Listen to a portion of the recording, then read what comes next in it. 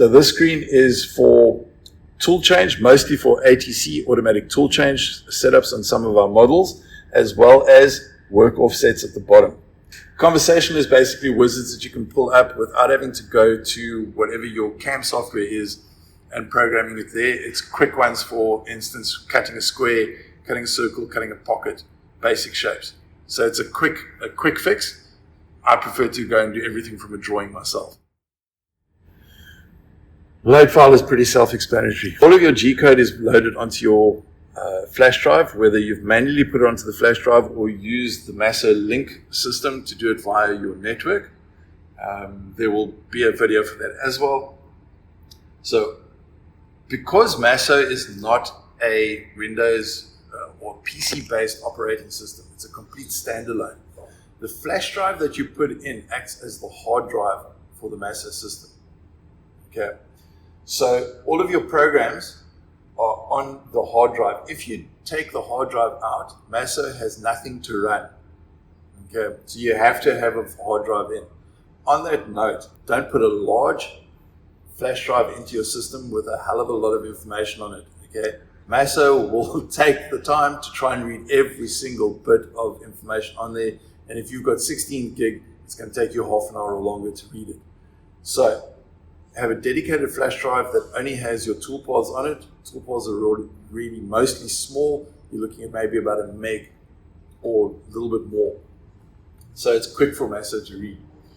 Masso will show you all of the folders that you have on your flash drive. You can then click on a folder, as you can see over here, and then all of the toolpaths that are under that folder will pop up. From there, you choose the toolpath you want to run. Let's just say cut out brackets, and you press the load button. So what Masso does now is it reads all of the G-code, gives you a graphic representation of the run. The yellow line is center of your cutter. While you're busy running the toolpath, you'll actually see crosshairs busy moving, so it'll give you a live update of exactly where the cutter is in the job as it's busy running.